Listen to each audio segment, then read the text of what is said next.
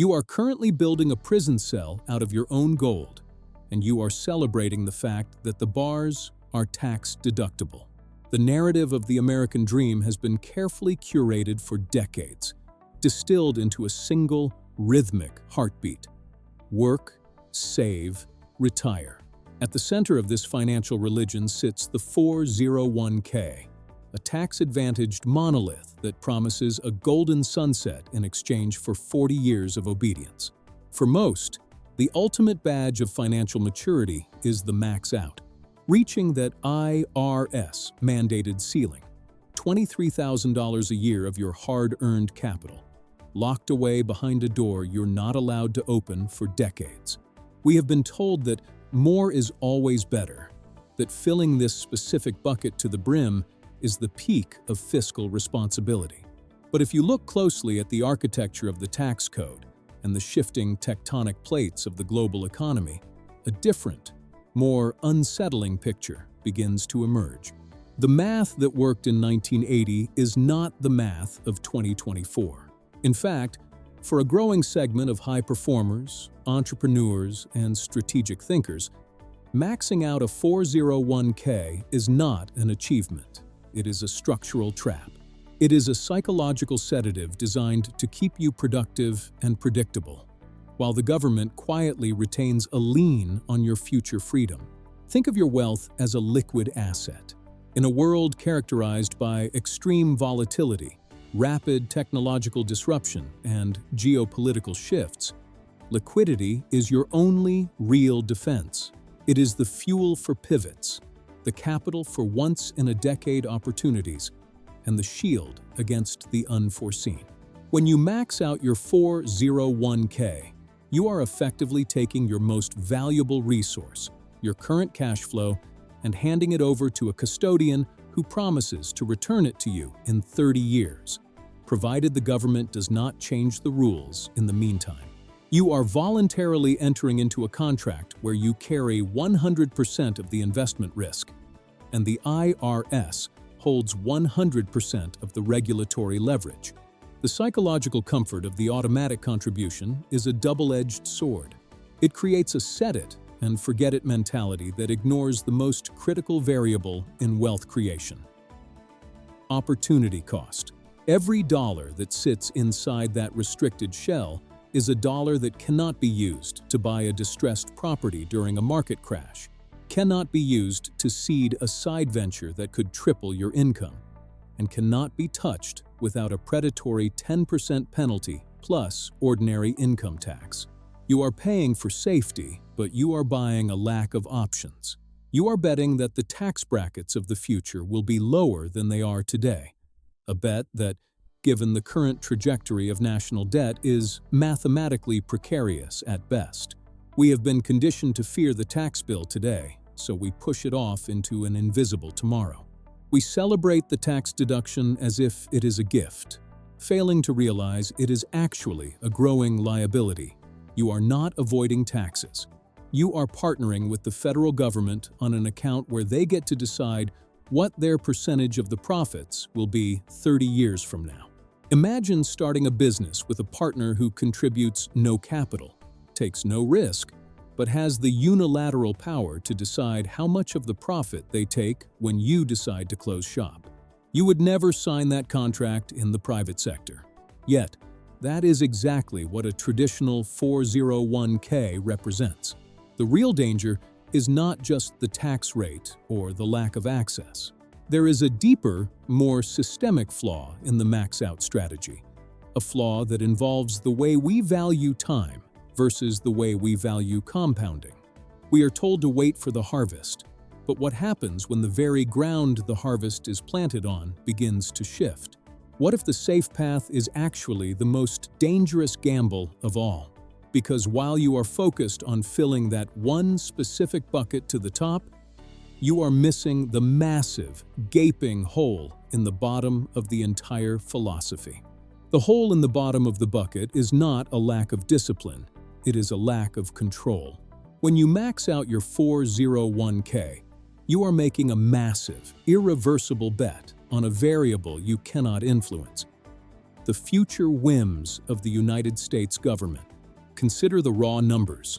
Every dollar you defer into a traditional 401k today is a silent partnership you have formed with the IRS.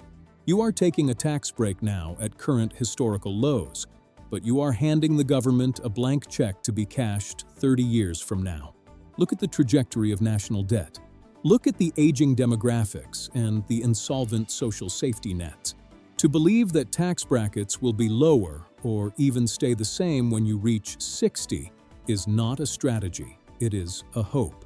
And hope is a terrible financial plan. By overfunding that account, you are effectively trapping your future self in a room where the IRS holds the thermostat, and they can turn up the heat whenever they feel a chill in the federal budget. You're trading a known quantity today for a wild card tomorrow. But the tax trap is only the first layer of the crisis. The second is the crushing weight of opportunity cost. Let us look at a realistic scenario. Imagine it is 5 years from now. A generational investment opportunity appears. Perhaps a distressed real estate portfolio, a stake in a high-growth private company, or the capital needed to launch your own venture. You look at your net worth. It looks impressive on paper.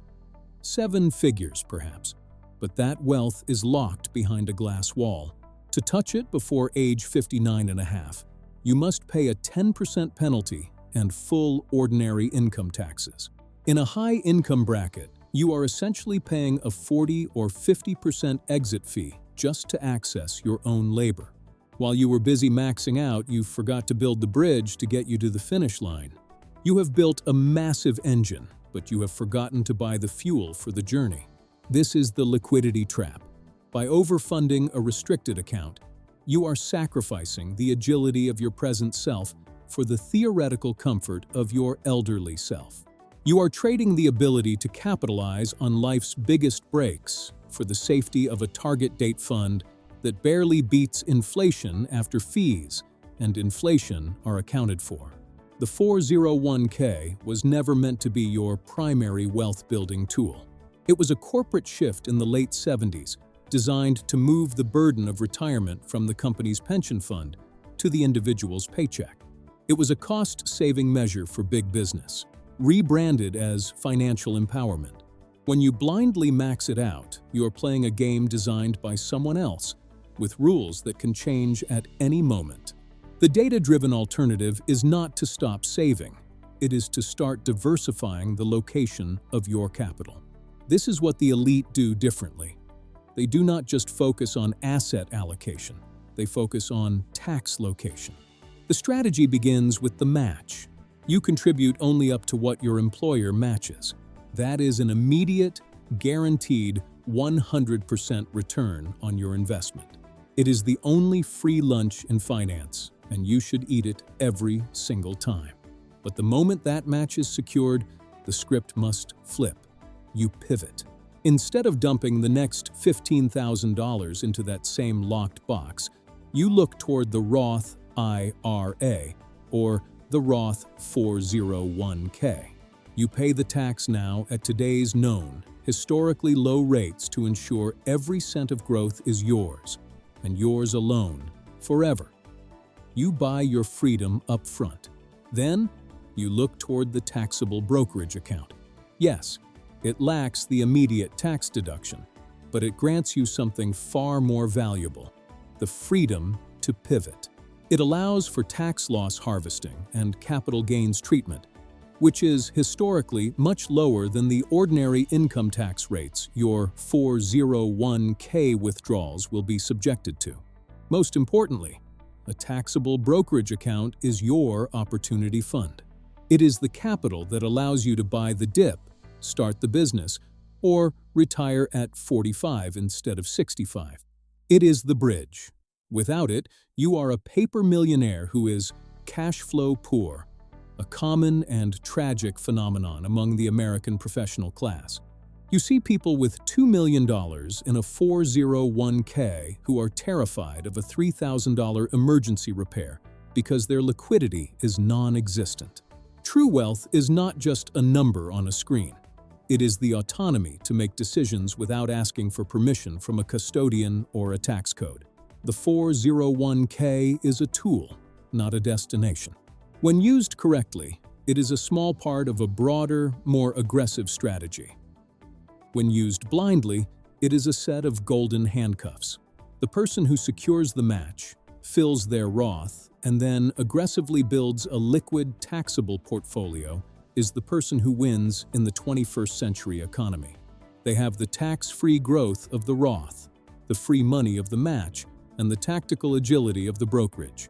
They are prepared for a future where taxes are higher, but they are also prepared for a future where opportunities are abundant. Stop being a spectator in your own financial life.